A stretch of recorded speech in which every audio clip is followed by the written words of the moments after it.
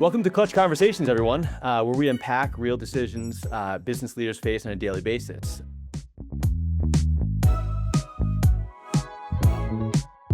I'm Tim Condon. I'm the Chief Revenue Officer of Clutch.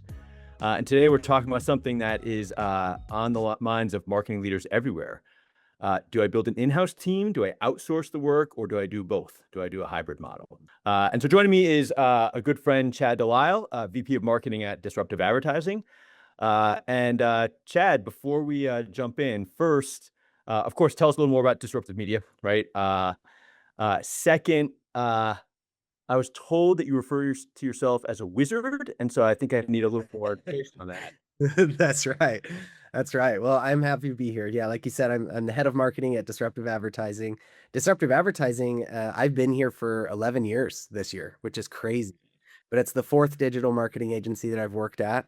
And I have done freelance work on the side. I have hired agencies. I've hired freelancers and contractors. I've done kind of everything under the sun when it comes to marketing. So I'm excited for this conversation.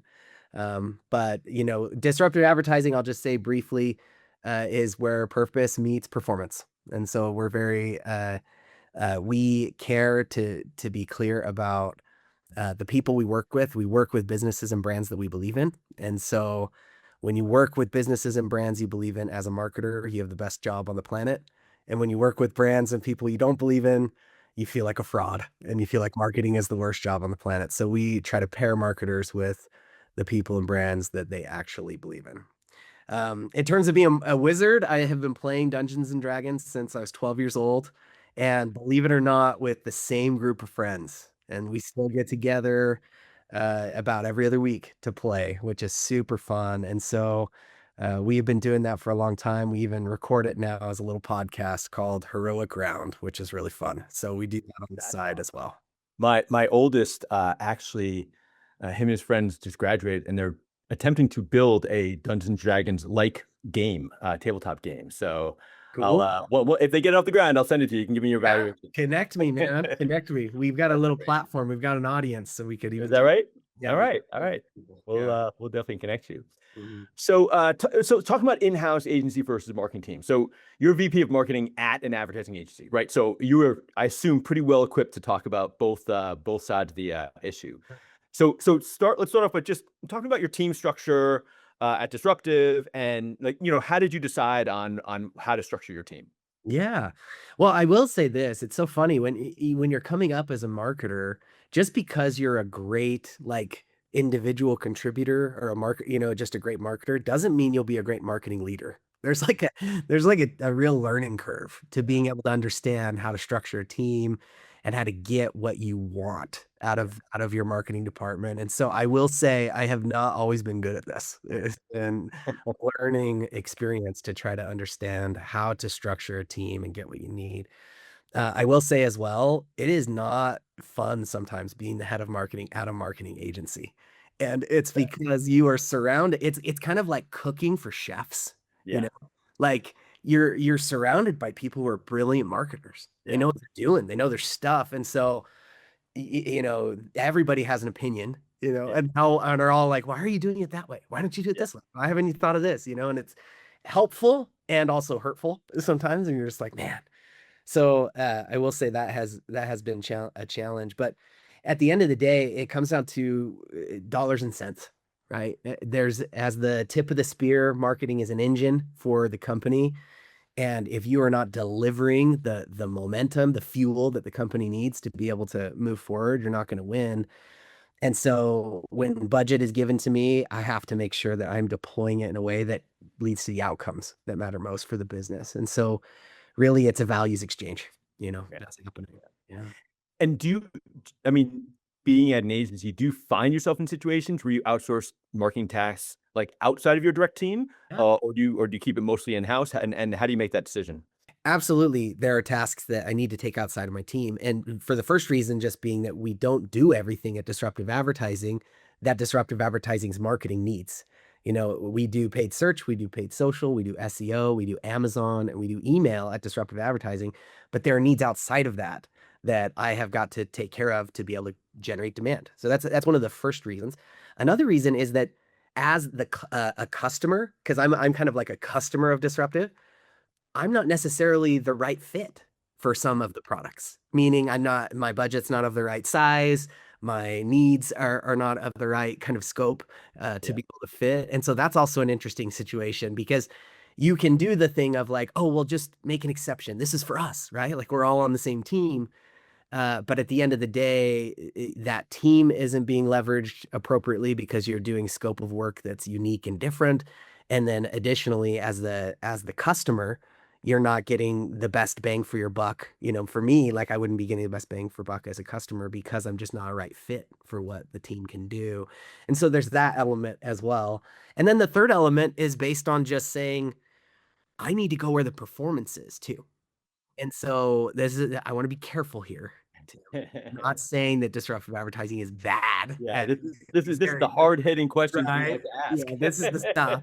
I am saying that like I am constantly challenging disruptive to be able to deliver better results for a better price, Yeah. right? Because I'm a customer too for products. And so that tension creates situations where it's like, okay, if I'm not getting the best outcome and the best price, I've got to take it elsewhere. I've got to find, those solutions because at the end of the day, my job and even your job, team member, is on the line because I have to be able to drive results for the Yeah. agency. I hadn't really thought about that, but yeah, we were talking offline about how tough it is to be a head of marketing these days, right? And I gotta imagine, I know here it's tough, and most places it's tough to get budget approval, especially for stuff where they're sort of like, well, you could do this yourself, right? So why are you spending money somewhere outside? You've got it like times 10, right? Because like you've got a whole agency behind you, and you got to justify spending money outside the agency. So for all those VPs of marketing that are trying to get budget approval, like what is your process? How do you get approval to spend money outside the agency? Absolutely. Well, I would say that all of the things that I want to simplify this a little bit. Everything that I want as a marketing leader comes back to clarity. Meaning, if I can get really clear on what the vision is from the executive team, from the CEO and others that are decision makers, get very clear on the strategy that we're trying to pursue, get very clear on the way that we're going to execute that strategy, and then extremely clear on the team that I have in place, then I can achieve what I need to achieve without such a lift. Now, that's all easy to say. It's a Yeah, different thing to do. exactly. But I would say for us at Disruptive, and this is just a hack. I don't know if they're, executives listening. We attach the marketing budget to a percentage of revenue, saying monthly, whatever our revenue number, there's a percentage of that is always the marketing budget. Hmm.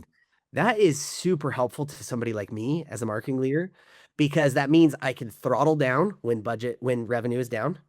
I can throttle up when revenue is growing, right? Yep. And it helps you to stay at pace with the market and with the demand that you're creating as a business. It's awesome. It Yeah. feels like, Yeah. when you're having a big month or a pop month, it feels like you're able to just pile on more and Yeah. create even more momentum.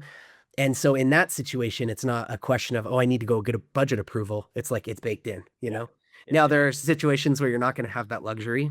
Yeah. What I would suggest is going to the CFO, the CEO, whoever, right? That's going to be the purse strings, the person who's holding the purse strings here, and getting just really clear on the marketing math, meaning, how much does it cost us to acquire a customer? What is each customer worth to us? How much are we willing to spend to get customers, right? Because then you can start to frame every conversation around the marketing math, saying, oh, well, I want to go and do this channel. I'm already I'm generating demand at this level from these other channels at these costs. This channel has a potential to be even better, right? So here's my test budget I'm proposing. Here's the KPIs I'm going to track. Here's the leading activities I'm going to track, things that we're actually going to do that will result in the outcomes we're wanting. And we'll be able to tell all along the way if it's working or not, right? CFOs love numbers. I can speak speak to that. But you're right.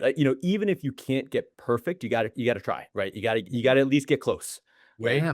Because otherwise you're totally flying blind. All right, so let's talk about the working relationship with an agency, right? So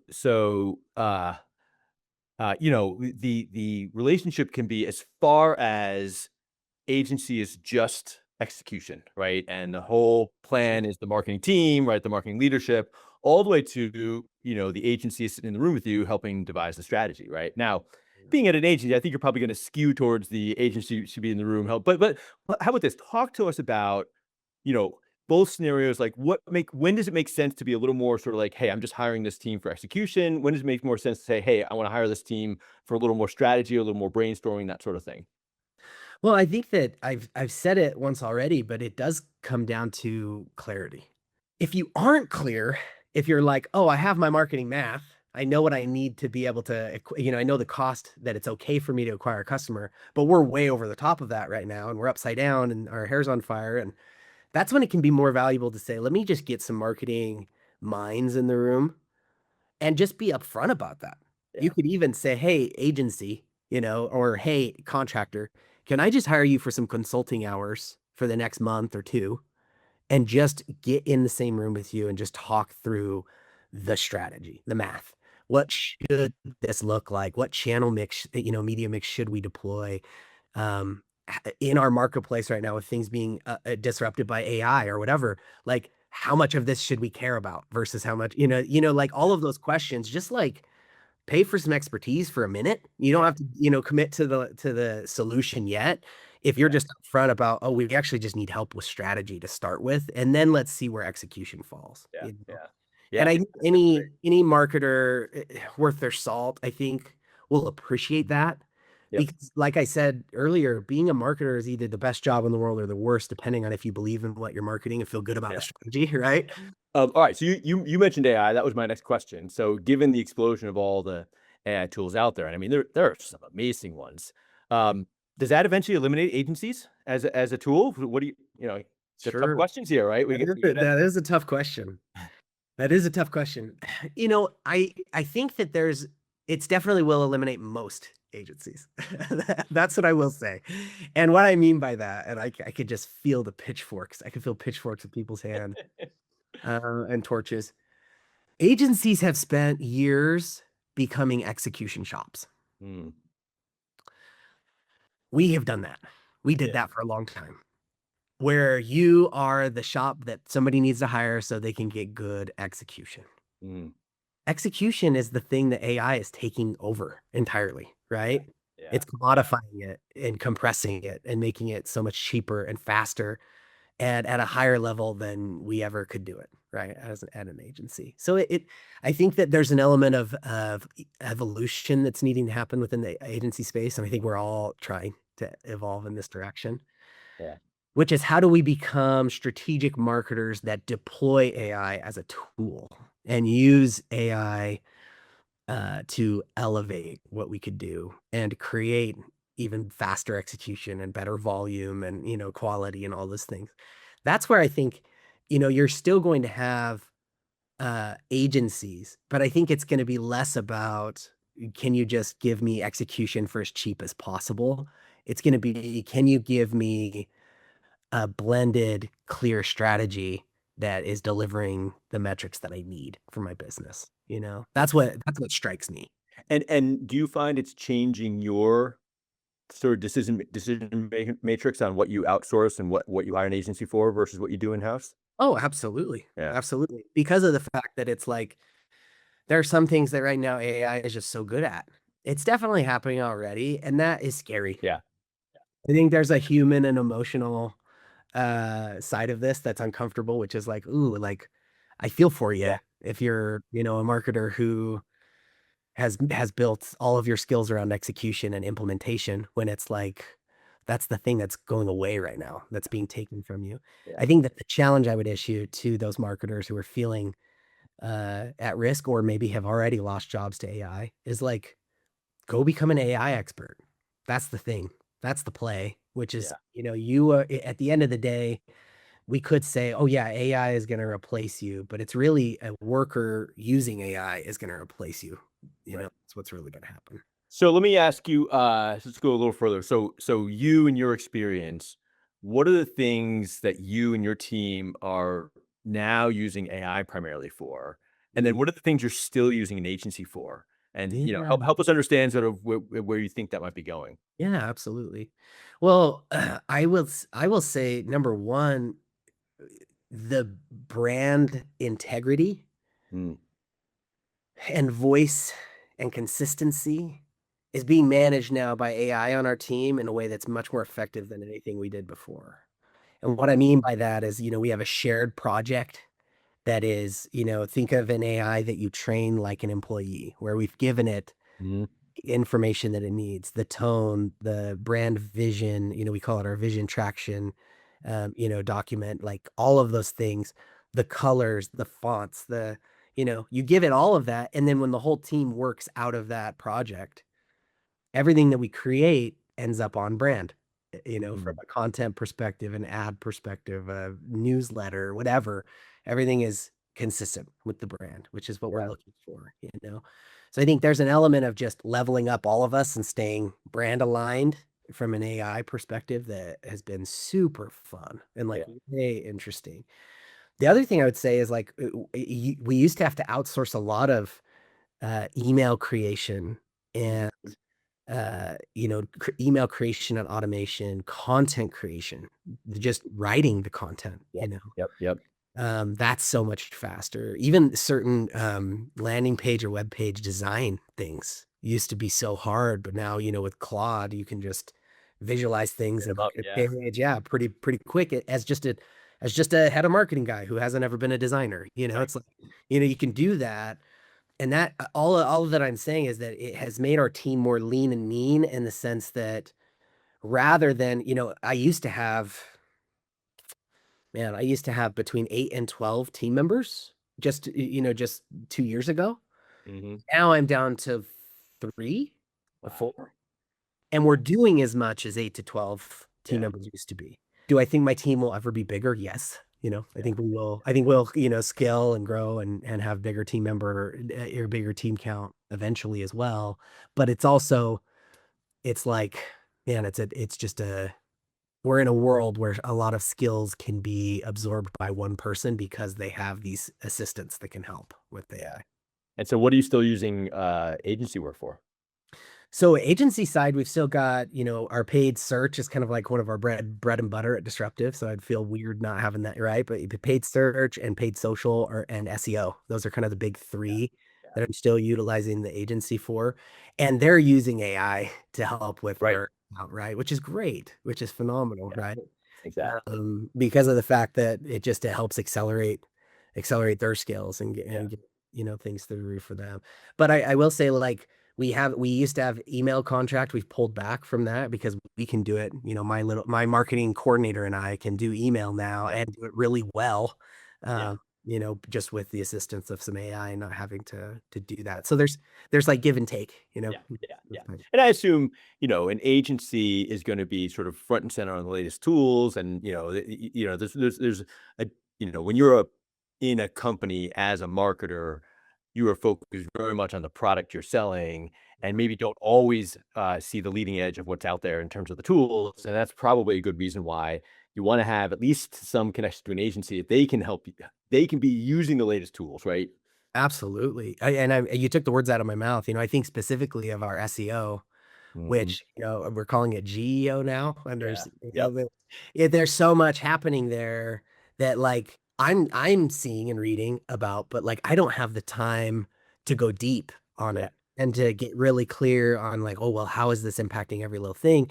It's exciting to be able to have a team member, from Disruptive that is owning it and helping us to show up well with LLMs. And then it's exciting when we have partners like Clutch where you guys are investing in AI and now I've got this cool report that will show me how I'm showing up, like Yeah. Clutch. That's super cool and Yeah. very helpful, right? And Yeah. those are like the value adds that I'm looking for in the current climate to make sure that we just stay really clear on, are we still discoverable? Mhm. Because that's like what everyone's question is. All right, we're gonna close with some rapid fire questions. Cool. First one, what's your go-to podcast? Man, I love the AI ready CMO. Ooh, AI I haven't ready heard of that one. CMO. It's Okay. awesome. Go check it out. Those guys like, and they send out a newsletter too. And they nail it every time. I'm like, oh, they're right, and I'm mad that they're right, and I'm figuring Yeah. this out. So, most memorable moment for you in your professional career so far? Hmm. Man, there have been so many. But I will say that one of them that I think is just a really quick defining moment for me, 10 years ago, right? 11 years ago at Disruptive was one of my first big wins with a client. I had just crushed it with this client. They were trying to get leads for small business loans. And whatever, I created the landing page, the paid search, the whatever, it just aligned and they were printing money, right? They had this amazing outcome. Anyway, the main boss comes in and he says like, "Hey, my boss wants to talk to you." And he comes in and talks to me. His name was Chad too, and he was in a custom suit. And I remember being like, "Man, this Wow. guy's incredible." He pulled me aside and he said, "Hey, could you do this again? Like, if I started another company where my margin was better, could you do this again?" And I said, "I guarantee it." I gave him the Ooh, went out on a limb. I gave him the guarantee. Anyway, fast forward 2 months. I did not do well. I did not deliver the same results. And my guarantee fell flat, and he was angry. He was yelling at me in the meeting. My boss, Jake, he's the CEO of Disruptive, was in there, and my other boss, John, who was more my direct report. Anyway, Chad's killing me in the meeting. "You're awful. What do you have to say for yourself?" And I remember saying, "Chad, you're right. I should have never promised results. I'm so sorry. I thought that I could deliver results and I didn't. And here's what I think we can do moving forward. And but I can't promise that it'll do better. This is what I think is going to do." Anyway, he says, "I quit. I'm taking my business with me." And he looked at Jake and he's like, "And also that other big deal we were talking about, I'm taking it with me too. I don't want to work with you guys." Right. He walks out. My boss goes and follows him, and Jake is in there with me. So now I'm with the CEO, the founder of Disruptive. It's just me and him. I will never forget thinking like, I'm about to lose my job. Yeah. Like I'm about to get fired. I'm feeling the lowest of the low. And Jake looked at me with this funny look on his face and he said, "Chad, I love that you didn't make excuses." He goes, "I could work with somebody like you forever." And That's then he got up and walked out. And that was it. And like I share that as one of the high points of my career because I realized just how critical it is in a industry where it can be easy to try to fudge your reports or to try to look better than they are or try to, you know what I mean, try to position and things. It's like you kind of like try to sell your impact. It's just like such a good reminder to just own it, own what you've done, and let the cards fall as they will, and know that it'll be better because you were just honest and yeah. because anything else. So and then it helped me too to be like, man, I want to work at a place like this, where it's okay Look, to fail uh, and learn from it. the lesson I heard too was you really learn about somebody when the chips are down, right? That's Yeah, when you will learn. it's a great call. It's so Yeah. true. Yeah. So true when you're breathing, like you're getting blazed with some fire, like Right. it's Right. you When see what everything's some well, everybody's happy. yeah, Yeah. like you can see what somebody's made of. It's a good point. Yeah. Great. All right. Chad de Lisle, everyone, VP of Marketing at Disruptive Advertising. Chad, tell everyone where they can find you. Yeah, so come check me out at disruptiveadvertising.com, or you can connect with me on LinkedIn. I would love to talk shop with you, or we could just commiserate about being a marketer. Great. And I'm Tim Condon, Chief Revenue Officer of Clutch, and this is Clutch Conversations. Thanks, everyone.